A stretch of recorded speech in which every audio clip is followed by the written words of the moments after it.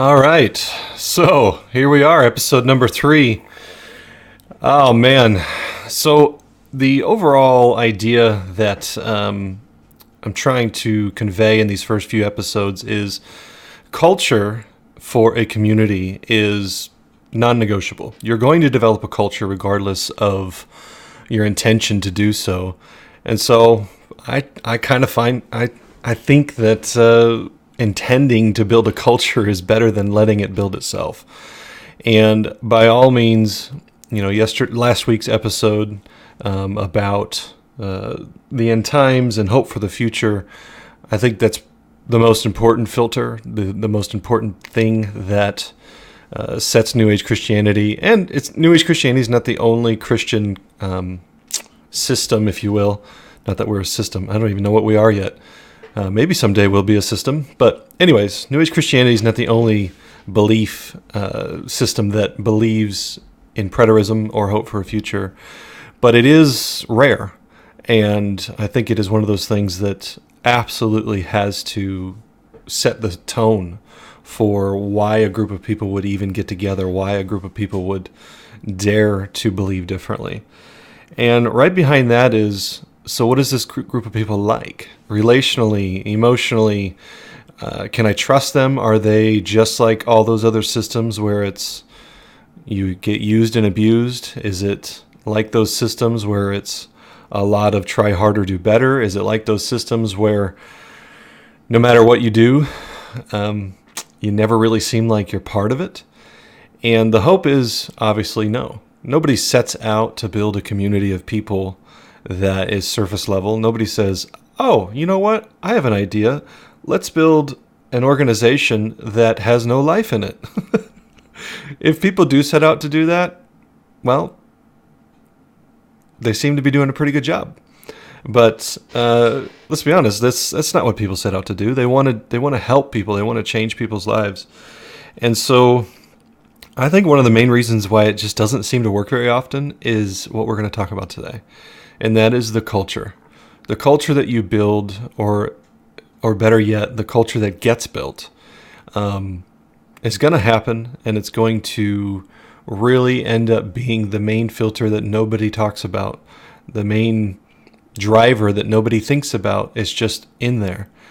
The American culture versus European culture versus Latin cultures or Middle Eastern cultures. I mean, we instinctively know that all you have to do is immerse yourself in an unspoken set of rules, an unspoken set of expectations, and you become someone. And we do that everywhere we go. There's a culture at your office, there's a culture in your household, and there's certainly a culture in the people that you believe with. And so, if you don't know what I'm hinting towards, we're hoping to build a culture of honor. And yes, that is a book title. And yes, Danny Silk is one of my favorite communicators on anything having to do with relationships. No, he is my favorite. I mean, the dude has just got some insights that will blow your mind if you've not read any of his stuff, if you've not heard any of his teachings.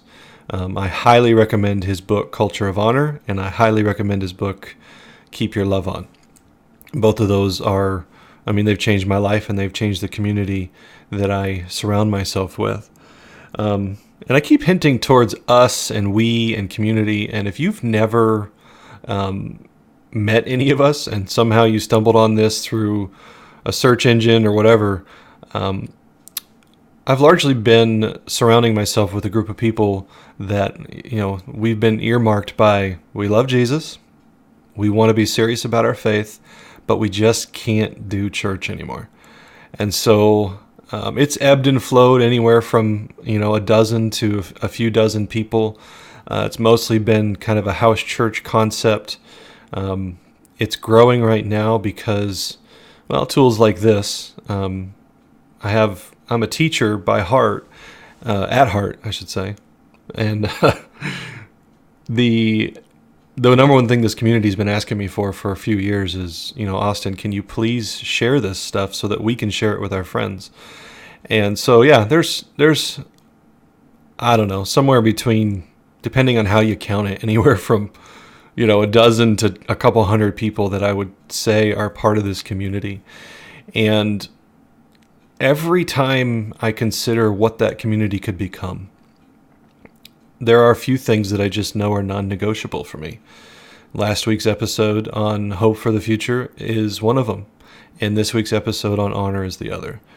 And I'm calling this episode 3 Keys to Not Being an Ass, because let's be honest, that is really how you keep your place in a community. Is you may not necessarily know what your place is on the action end, or like, I'm here for this or I'm here for that, but at very least to stay involved and to stay part of a community, sometimes the goal is to just not be an ass. So that is the trick for someone like me who's a pretty strong personality.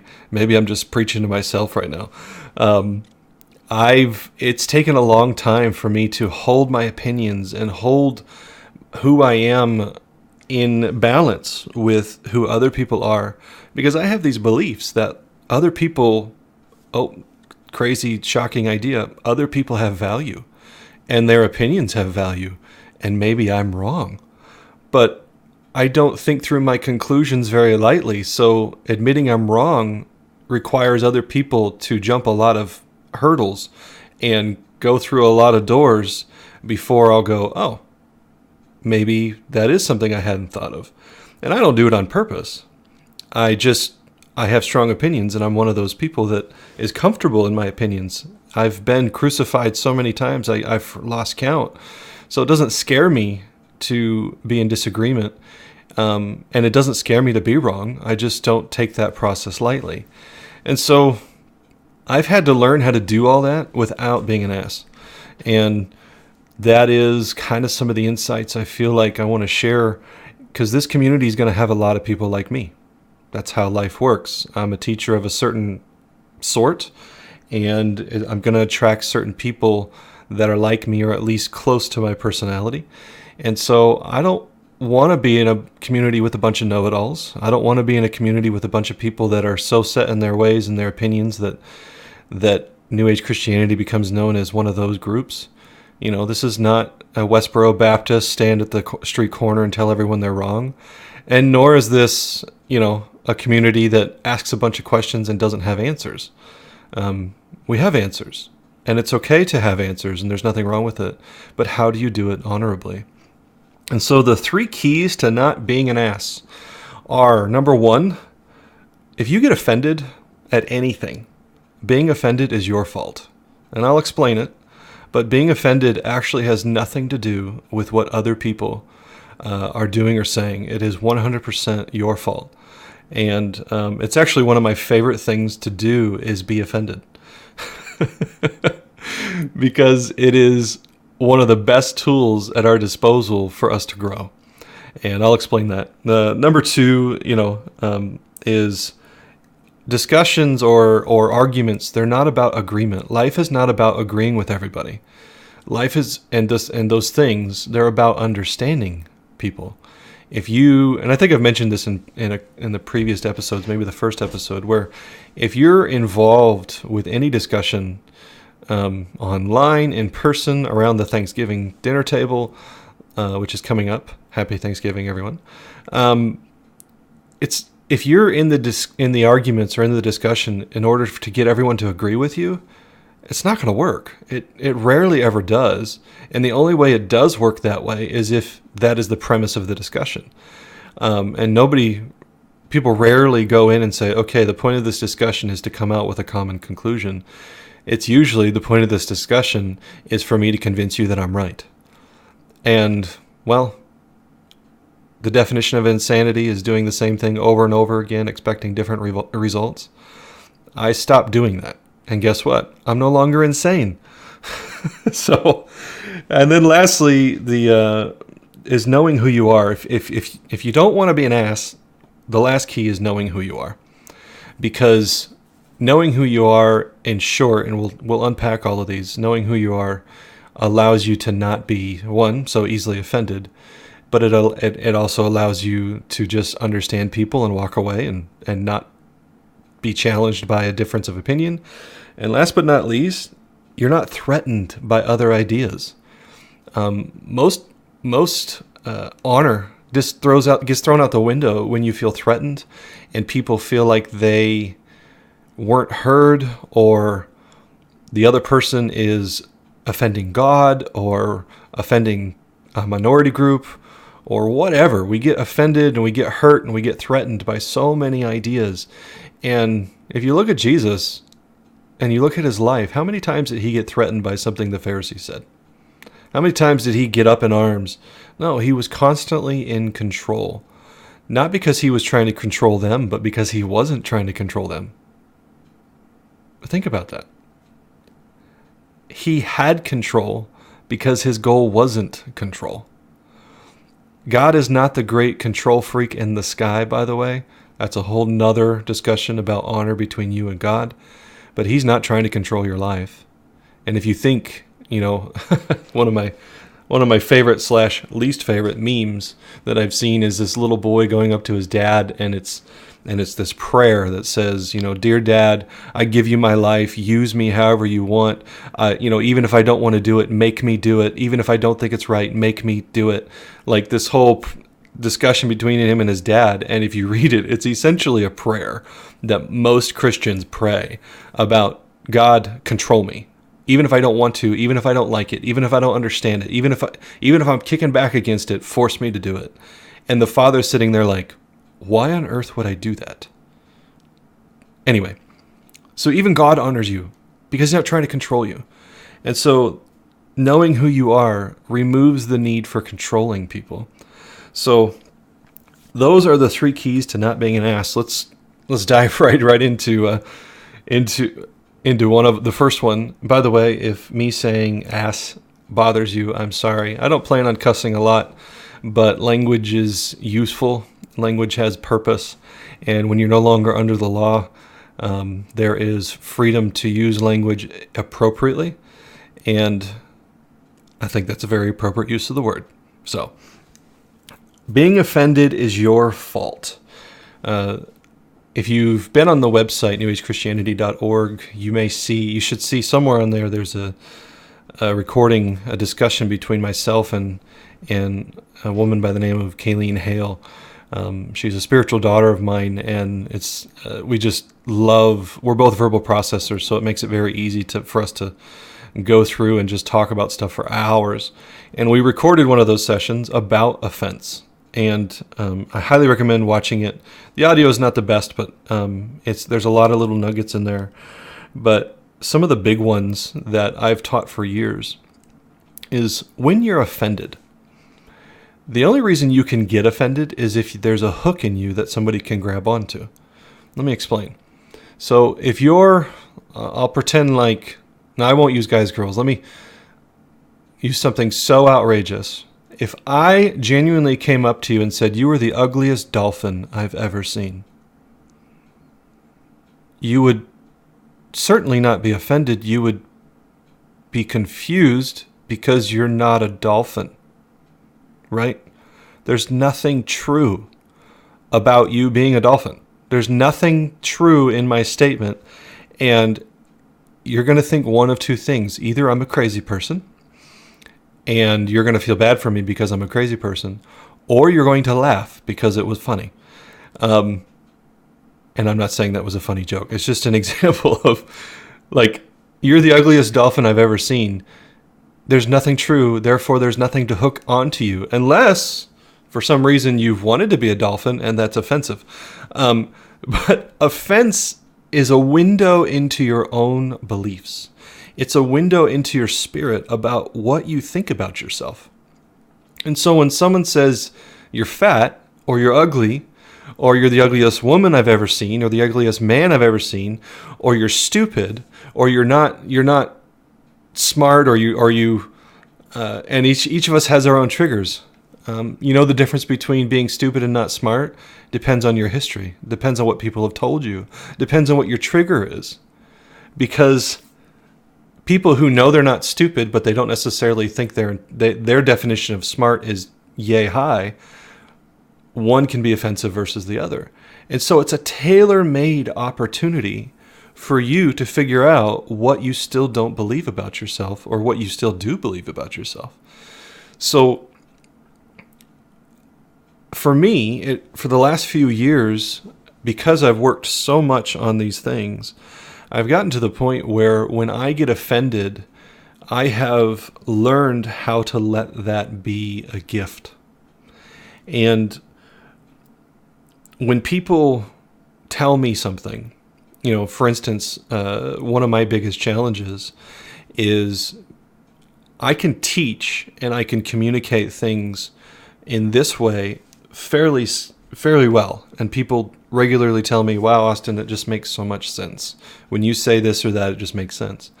But then when it comes to relational stuff, I have some patterns in my life where I try to share things, whatever, and people hear things and I offend them, and then, or I get overly offended by them.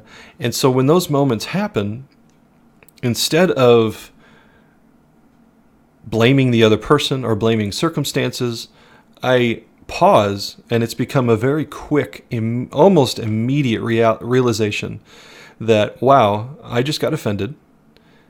What button did they just push? And by the way, it's okay to leave some of those buttons. Like this isn't about becoming a doormat or becoming stoic and having no engagement with your emotions, right? This isn't about someone walking up to you, punching you in the face, and you not being offended. Like, yes, it's okay to be offended by being punched in the face. But, especially with emotional stuff, if you can intentionally pick and choose the things that offend you and say, no, it's okay for me to be offended if someone calls me fat because that's wrong and it's mean and I don't like you. But if you have to deal with some internal self-image issues and you're not okay with being fat and it goes beyond offense into hurt and anger and depression and whatever, there is a skill to figuring out how deep the offense goes, how real the offense is. Is it okay or is it not okay to be offended in that area?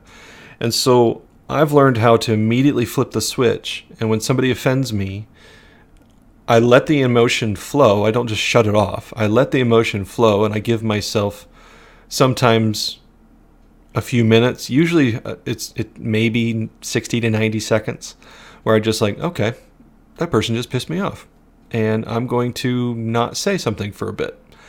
And those who are close to me know when I'm in that mode because I genuinely don't say something. Like I just kind of talk and, I clench my jaw and I look at them and I give it a moment. And then I realize, okay, what did they just say that offended me? What is the hook or the button that they just pushed? And it has become one of my favorite moments because I take personal growth so seriously because I want to be like Christ. And I'm thankful for the people in my life who believe in me enough to let me process that. And especially those who are really close to me, they're the closest ones to me. They've been the primary sources of my offense, and yet I'm still friends with them because I've stopped thinking that real friends don't offend me. As a matter of fact, it's not a matter of friendship or not. It's a matter of time. Give your spouse time, give your kids time, give your friends time. You just hang out with people that are going to offend you because in the world, offenses will come. But what do you do with them? And so what I do with them is I turn them into a gift. I turn them into something that Spirit gets to say, hey, Austin, you haven't thought about this in a while, or you didn't know this existed. And by the way, you give it enough time, you will eventually start hitting ones you didn't know were there. Because you've hopefully worked through the ones that you did know were there. And in that, by the way, there is a skill, a secondary skill. The first skill is being able to intentionally switch your flip your switch from being offended to seeing it as a lesson and a gift. So that's the first skill. And the second skill is assuming the best of the other person's intentions. Sure, there are people in your life that will offend you on purpose. Those are probably not people that you want to take too many lessons from because they're just jerks. They are asses and they want to be asses, and so just move on. But I think most of the real deep offenses for us, they come from people we love. They come from people who love us. And the reason they're so hurtful is because we love them and they love us. And so when that's the case, is it far-fetched to think that maybe they didn't mean to hurt you? Is it unreasonable to think that maybe if they did mean to hurt you, that it was out of their own hurt? And so it's safe, in my opinion, to assume the best about other people's intentions. And when you do that, you would be amazed at how differently scenarios look. And when you play over in your mind the discussion that you had with that person, and you back out and you go, okay, I know who they are. They love me. They would never do this thing I'm feeling over here. They would never intentionally make me want to feel that, or they would never want to make me feel that. So what did they mean? What were they trying to say? Were they hurt? So on and so forth. So those are two skills that when you're offended, you can actually turn on a couple switches and you learn how to do it quickly. So it doesn't take you 3 days to remember, oh yeah, I was offended, there was a hook there. In the beginning, it will take you time, but eventually you can turn those things on right away.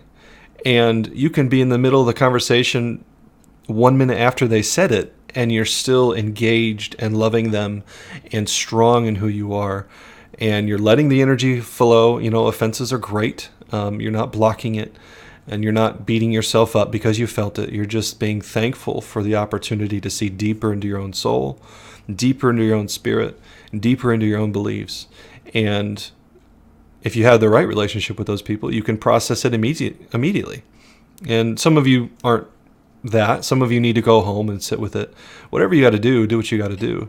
But growing those two skills, flipping the switch of seeing it as moving it from an offense to a gift, and flipping the switch of assuming that assuming the best of the person in front of you, or the one who did it to you. So that's key number one, is if you get offended, it's your fault. Because guess what? If you can flip those two switches, you will get offended less and less and less. And more insults will sound like somebody called you an ugly dolphin. Because it just won't make sense. Because it's not true and it's not who you are. So there's more on that in that discussion with Kayleen on the website. And I'm sure that'll be something we talk about a lot in the episodes to come. So key number 2 is that discussions/arguments are not about agreement. So here's the thing. If we're going to develop a culture of honor, and we can get a culture that's not constantly offended, that's great. Now we have to realize, well then, what is the goal of our discussions if it's not landmines everywhere? And the goal of our discussions, especially on this podcast or in any events we have, is not about getting everyone to agree with me, right? It's not about getting everyone to agree with anybody. It's about understanding. Like, is it possible that, as I said in the intro, is it possible for us to disagree and still be friends? Is it possible for you that I may have, that half of these episodes you might disagree with, but the other half speak to your spirit so loudly that you just can't find yourself not listening? Yeah, that's amazing. It's beautiful. I don't give these podcasts, I don't do what I do so that people will agree with me. Because here's the problem. When your goal for discussion is agreement, you've now just put conditions around what things people need to do before you'll honor them. You know, when you give people conditions for honor, you're essentially putting law on them. You're putting rules and unseen expectations. And good grief, I would think you've lived long enough to know how fun it is when somebody has unspoken expectations for you that you don't meet up to. We all love that. We love doing it to people, and we love having it done to us. It's one of the best things about being human. Not right? Unspoken expectations suck really bad. And we could probably have a whole call-in show about unspoken expectations and all the ruined relationships and marriages. And, did you sit down with your spouse before you got married and have a full-on discussion about what your expectations were?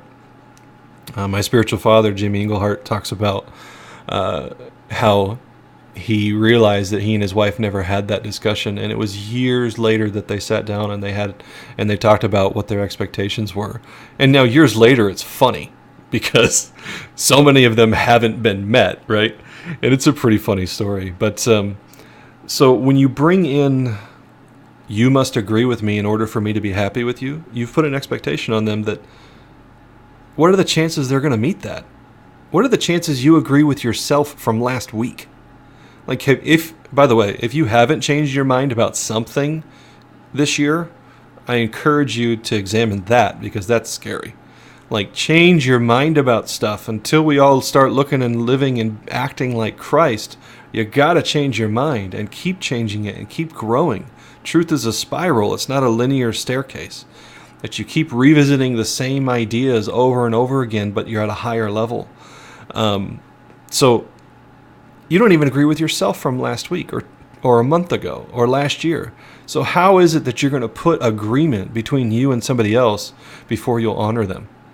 So if it's not agreement, then what is it? Well, as I said, it's understanding. It's honoring people who think differently. And so I want you to do an exercise. If you're driving, clearly don't close your eyes, or if you're working. But imagine a conversation with somebody who believes differently than you when it comes to politics. I use politics right now because it's so easy to feel the energy. If you hate Trump and you got a brother or a brother-in-law or a cousin who loves Trump, right? Imagine having a conversation with them about Trump and about politics. Or reverse. Maybe you love Obama and you think the world truly is coming to an end because of... Oh, wait, no, that's the same thing. Maybe you love Trump and you have a cousin who is totally hates Trump, right? And you think Trump is saving America, and you think Trump is making America great again. And your cousin is considering joining Antifa, right? And imagine at Thanksgiving, this is a great time to think about this, that you have to have a conversation with them about politics. Is that not scary as hell? Like, Thanksgiving and Christmas coming up, we all know, dear Lord, do not bring up politics, religion, or sex, because it's not going to go well. And what if, and the reason it doesn't go well is because we go into those discussions with agreement as our goal. And you want to convince your brother or your brother-in-law or your cousin that Trump is evil. And you don't get it. How on earth can you not see how evil he is? How on earth can you not just know that his agenda is the Antichrist agenda? And vice versa. How on earth, oh my gosh, my sister-in-law thinks Obama's the bomb, and oh my gosh, he destroyed our country, and it's only, thank God for Trump, otherwise we'd be Nazis right now. Whatever. All the labels and bull honky. By the way, I'm very much libertarian. I believe in freedom in so many ways, because that's what the future looks like. God's not a control freak. I don't think we should be either. Anyway, but imagine those conversations instead of agreement as your goal. What if all you wanted to do was try to understand your crazy brother-in-law? Like, not try to get him to agree with you. Just, you think he's so dumb and so stupid and so dangerous. But have you ever tried to just understand him? Because here's what happens when you try to understand. You get to way more nuanced answers. When all you want is agreement, you can stay on the surface. But when you want understanding, you have to go deep. You have to ask them, so why do you think gun control will save us? Right? Why do you think a wall will save us? Why do you think America is even in danger? Can you imagine the difference between those conversations? And sure, it can get a bit heated on the other side, but if you're not trying to convince them of anything, what on earth can they say that's going to make you mad? No, you can say plenty of stuff that'll make them mad, but they're not going to say anything that makes you mad because you're not trying to convince them. I think it's from there that the church has an opportunity to present a third option in our culture right now. And that option is honor. And it's being able to say, yes, my brother-in-law thinks that, immigrants are going to destroy our country and that the only way to save it is a wall and guns. And yet, when I listen to his reasons why, maybe he's not as stupid as I thought. He's thought through some things. I disagree with his conclusions, but maybe he's not an idiot. And maybe I can honor him. I can completely disagree with his ideas, but my opinion of his intelligence is no longer as insulting. Maybe he does have his reasons, and then we can dig deeper and deeper and deeper and deeper. And you'll find, by the way, at the root of every difference, at the root of every disagreement, is essentially the same core divergence of belief, and it goes all the way back to the tree of the knowledge of good and evil. At the root of every one is some variation of God is good, we are not. Or God is good and so are we.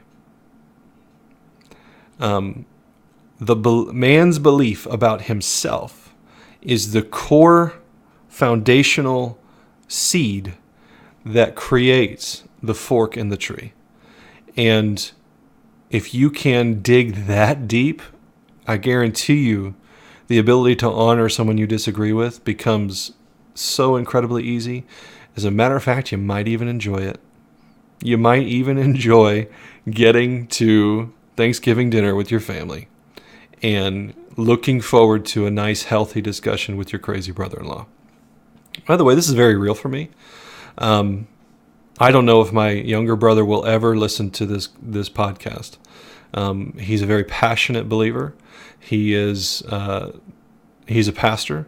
He's, as far as I understand, he's pretty much mostly a Calvinist, and he has sets of beliefs that go so divergent to mine. It's amazing that we both grew up in the same system. We were very, very, very close for all through my high school and college. He's 6 years younger than me. And when my journey towards New Age Christianity began, I had no idea what to call it. I had no idea where I was headed.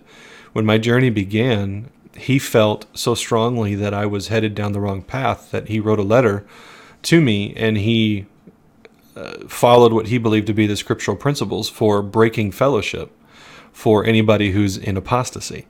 And he even said he can't sit down and don't even break bread with those people, as Paul talks about. And he told me he couldn't even break bread with me. It was a very painful letter, and it was unfair given where I was and where things were at.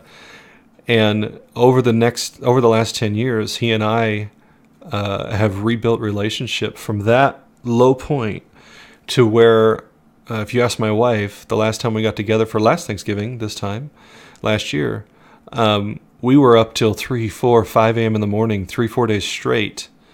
And my wife, she's heard me discuss faith and Christianity and spirituality with thousands of people. And it was the only time she's ever stayed up with me till 5 in the morning listening, because she heard two people who, and my brother's just like me, he doesn't believe his stuff halfway or unknowingly. He has searched it out. And we've been able to get to the point where I look forward to talking to my brother about Christianity. I look forward to talking to him. We have such an amazing divergence of opinion. I believe that humanity is good and that we are just like God, and he believes that we will never be, we were designed to not be like God. And the idea that we are God just like blows his mind, but he's respecting me enough to believe that. By the way, I realize I need to explain that. This is episode number 3. We are God in the flesh. We are the body of Christ. Okay. I'm not the universal mind that knows everything. So if anything's true, there's a way in which it is true. And yes, the scripture to me is very clear that we are the body of God. Without us, he doesn't have one. So in this realm, in the realm of physical, we are God. And we serve a higher realm, just like Jesus did. Anyway, if that flipped a trigger, or if that flipped a breaker for you, I'm sorry. I didn't mean to do that. Anyway, so I love talking to my brother about these things because we've both learned how to honor each other. I had to learn too. I think coming from the system he came from, it took a little bit longer for him to figure out how to do that. But he's figured it out, how to listen to me and not get mad or not be offended, because he knows who he is and I know who I am, which now leads me to number 3. The third key to not being an ass in a culture of honor is know who you are. If ideas threaten you, if things I say, like me, just, thank you, Spirit. I feel like that's probably why I slipped and said that. Where I said, to believe that we are God blows his mind, right? That threatened him. That was the threat to him, my brother, for 6 years. And you know how he got over that being a threat? It was not because he agrees with me now. It's but because he became so sure in what he believes that me being wrong doesn't scare him, right? The only way that things offend you, the only way that you get mad in a discussion, the only way that you play a part in your culture that, I don't know how else to say it other than energetically. We all know those people who, they're hot buttons, right? They have an anger button, or they have an offended button, or they have a prove it button. When you have those buttons, what it really means is that you don't know who you are, or you at least don't believe it to your core. It comes back to, you're the ugliest dolphin I've ever seen. Like, I'm not a dolphin. Don't need to be offended. Don't need to convince you that I'm not a dolphin. As a matter of fact, I know I'm a human, right? And that is the ultimate conclusion of these other two, is when you're offended, are you going to try to, it kind of works its way down the scale to the ultimate reality is you need to know who you are. And if you're not secure in your identity, then you're going to be threatened by ideas constantly. Political ideas, religious ideas, sexual ideas, professional ideas, right? Are you in a place of work where the new guy shows up and you're threatened? Well, then you're clearly not secure in your position. We instinctively know that. If you play sports, if you're younger or in college or professional sports, and somebody gets brought onto the team and they're in the same position as you, are you threatened? Because if so, that shows you're not secure in your position. And so that's a very external evidence of how that happens with beliefs and how that happens with emotions, where you're only threatened by somebody else's ideas when you're not secure in your own. And beyond that, there's a skill. So when you get secure in your ideas, well done, congratulations. You should stay secure in those ideas, but now don't become so secure that you stop growing, which that's probably a whole nother episode. And in some ways it doesn't need to even be an episode for this community. Growth is absolutely part of our DNA. So none of this is set in stone. Well, some of it's set in stone just because it's been so vetted, such as Christ is non-negotiable. And I promise you, it's not in the way that you think he's non-negotiable. Substitutionary atonement and all that stuff, penal substitution, those ideas don't fly here. But nonetheless, the conclusion is Christ is non-negotiable, right? Our position in the Godhead is non-negotiable, and the value of the body is non-negotiable. But for the most part, I can still discuss it. I'm just not going to negotiate it, but I'll discuss it. And because I'm so sure in that, it doesn't threaten me when somebody says, no, we're not God. No, Christ did get murdered so that Dad wouldn't murder you. Fine, let's have those discussions. You're not going to tell me anything I haven't looked at 50,000 times. But that's what it is. It's knowing who you are. And so that it's not just a threat to your ideas, but it's also a threat to your ways.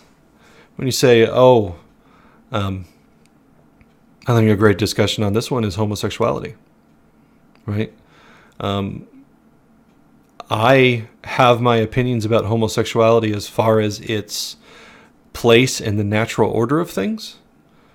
But if you're a homosexual, I still love you. I don't really care what you do with your private parts. Sorry.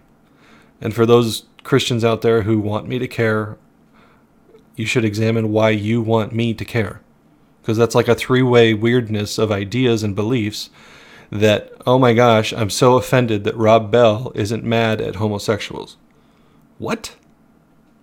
First of all, the homosexual lifestyle has nothing to do with you. Theirs has nothing to do with you. And secondly, Rob Bell's belief about that also has nothing to do with you. So you're extending your offense like 3 layers out, and it's 3 layers of insanity. I get it if you've got some beliefs about whether or not it's sin or whether or not it's healthy or whether or not it's natural. But who gives a rip to the point where, because God doesn't, because he ain't controlling it either. You realize that? Like, the things we want to control, God has deemed unimportant enough to control them. I don't know if unimportant is the right word, but think about it. If it was that big of a deal, wouldn't God stop it? Especially if you're one of those people that believes God is the control freak in the sky. So you can't hold both of those beliefs and then impart your system onto somebody else's system. You either have to believe God is a control freak or God is not a control freak. And from there, are you going to follow suit? Are you going to be control freak for God? Because that's where most Christians fall, right? They think God is one, so they decide to step in. So those, the Westboro Baptists of the world, they're congruent with their beliefs, where they think God's a control freak and that's their job to manifest that control. But a lot of Christians, they've learned that God isn't a control freak. You know why? Because they make mistakes in their own lives and God just loves them anyway, right? So they've learned, well, God's not a control freak because I mess up, but I should make sure nobody else does because I'm a control freak. And really what it is just just stop it. You're just insecure in who you are. You're feeling threatened. You don't know that you don't know that you know that your beliefs are right. You don't know that you are safe in your beliefs and that God is happy with your beliefs. And it's just different layers of threat. And so the 3 keys to not being an ass really are all about you, right? They're not about skills on how to please other people. I didn't come here and say, if you don't want to be an ass, you should learn how to mirror other people. Like, those are all great skills, NLP and habits of successful people and everything. Those are great. I believe in a culture, the most surefire way to develop a culture of honor is for all of us to learn how to deal with our own crap. And these are the 3 tools that I use daily. Number 1, I'll just go over them again. If you're offended, it's your fault. So you view offense as a gift and learn how to assume the best, especially from those who love you and you know that they love you. And if you assume the best, even if it takes you a couple days to realize, wait a minute, they probably don't mean it the way I'm feeling it, you'll be amazed at how much easier it is to go to them and say, hey, this really hurt me. I'm not mad anymore, but you need to know, please don't do that again, because I know you love me, right? So if you're offended, it's your fault. Arguments or discussions are not about agreement. They're about understanding. We're not trying to build a community of agreement. We're trying to build a community of understanding, a community of honor, a community of hope, a community of purpose. Nowhere in there is agreement. There's 12 tribes in the Bible for a reason, because we all have to make up one nation. And it takes different strokes. You're passionate about things I'm not passionate about. You have lenses for life and politics and what's right and wrong that I don't have. And is it okay that you think these are the answers for the world? Yeah, because that's your calling. Because those are the answers you need to do what you were called to do. So I would kind of be worried if everyone cared about what I cared about, because there'd be a heck of a lot of stuff that got left undone. So, and then third, know who you are. Knowing who you are makes you immovable by other people and other people's light. This is a cool, I'm going to end on this, right? This is a bit of a philosophical way to see it, but we all have our own I amness. I am Austin. I am male. I am 6'3". I am getting in good shape. I am starting a podcast. All my things that I am. And my wife has the things that she is, right? She's a chef. She's a female. She's beautiful. I'm not so beautiful, but I'm handsome. If you're only listening, you should know I'm really handsome. But my wife is way more beautiful than I am handsome. So anyway, we all have our I amness. And if we were the only thing in existence and the only one in existence, the definition of 6'3" would be meaningless, because there's no such thing as 6'2" or anything else. Everything is 6'3" because I am everything. But because other people exist and other things exist, their I amness actually frames ours. And this is what it means for somebody's light. Somebody else's I amness actually illuminates things that I am not, right? And so I actually need I am notness in order to know what I am. I need to know that there is a woman in the universe for me to know that I'm a man. Otherwise, if all there is me, there's neither male nor female, there's just me. And so my wife's I amness illuminates everything that I am not. And in other words, and in biblical language, her light shines on my darkness. And that's a beautiful thing. Her light and the things that she is illuminate the things in me that I am not, and I don't get threatened by it because I know what I am. And so when you understand who you are, other people's I amness doesn't threaten you. It actually frames you. It actually sets you up for a more sure version of your identity. So when you get offended, let it shine on your darkness and don't get scared about it. If you want to change it and you want to make it light, great. That's your prerogative. That's the beauty of growth, because your light is always expanding. But if you don't, then leave it and don't get mad at the other person for being them. That is how we build a culture of honor. That is how we create a culture that then can go into the world and teach. I think it's an older skill. I don't think it's always been gone. But for whatever reason, we have lost the skill of being in disagreement and still remaining friends.